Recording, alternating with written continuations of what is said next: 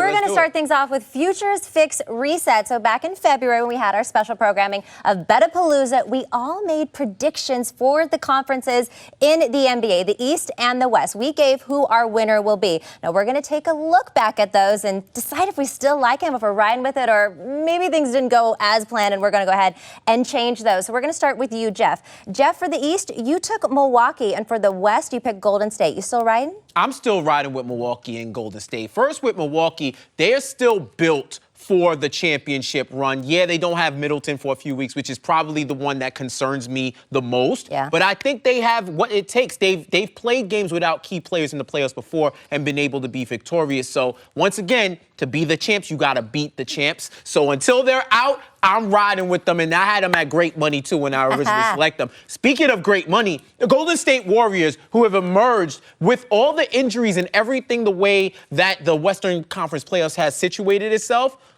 the emergence of Jordan Poole, this death pool lineup, look, they are probably the favorites now. That Phoenix injury with Devin Booker, man, that just changed everything for me, because I might have wanted to switch to Phoenix, but now I'm going to hold tight. I'm going to roll with Golden State. Milwaukee, Golden State, that's where I'm at right now. All right, Eric, you took Brooklyn for the East and the Utah Jazz for the West. Boy, was I wrong with both of those picks. I'm going to switch up both of them. Starting with Brooklyn, I'm going to, obviously they're already done, so there's nothing to say about that. But I like the Miami Heat. Yeah. I love the way they play defense right now, and we all know defense wins championships. When it gets down to the nitty-gritty, that defense is what you're going to rely on. And Bam Adebayo, Jimmy Butler, Victor Oladipo is now finding his groove in the playoffs. He's been coming off injury. It takes a while to get acclimated to playing normal. He seems to hit his stride right now. And then when you look over on the West side, I still like the Suns. Yeah. They're still playing well. No, they don't have Devin Booker right now, but Mikal Bridges had 31 last night. Crazy.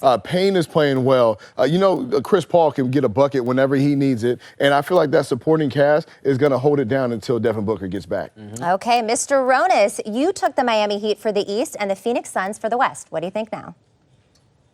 Yeah, so with Miami, I took them plus 400 at the beginning of the playoffs because I love the way the bracket's set up for them. I figured they would win the first round. I like them against the winner of Toronto-Philly. That means you only have to beat one team between Boston and Milwaukee. So I do like Boston now. So I did the Miami bet because I knew I could hedge it and somehow make a profit. Now, Miami's going to have home court, but I still think they'll be underdogs. So I'm going to have to figure out the price. But I like Boston. I think they're being disrespected. 37-10 their last 47 games. Number 1 in defensive efficiency. Number 6 in offensive efficiency. This team's legit. And Robert Williams now is back. He's going to play more minutes and get healthy. In the West, I really want to stick with Phoenix, but the problem is the Devin Booker injury. Hamstring injuries are so tricky. You can try and come back, aggravate it, and you're done. Golden State is the healthiest team right now as we speak today. They have the playoff experience, so I have to go with Golden State based on what we know right now. But I still want to go with Phoenix, but I can't with this Booker injury right now.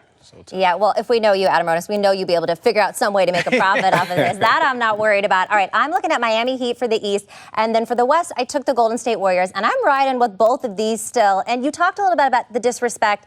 I think there's still been a little bit of disrespect to Miami. When they started this series, they were number 5 to win the conference. And, of course, look what they did to Trae Young and the Hawks. This defense is absolutely suffocating. He said himself, he has not been guarded like this since he was in high school. Yes, Kyle Lowry and Jimmy Butler are injured right now, but it's pretty minor. They have a few days off. I think they'll be fine. And what do we see from the Heat all year? They didn't have everybody, and they still continue to win. So I'm going to ride with that. And then when we talk about the Golden State Warriors, I sat here on this stage, and I kept arguing, best of 7. I know that they can beat the Suns, best of 7. That was before this lineup, this death lineup with all the players that you just said. So, look, I kind of think nobody can beat them. If these 5 are on the floor the whole way, I feel like they're going to win the whole damn thing. However, they're definitely going to win the West, especially with that injury. Yeah, that's tough. Yeah, it's going to be hard for the Suns there.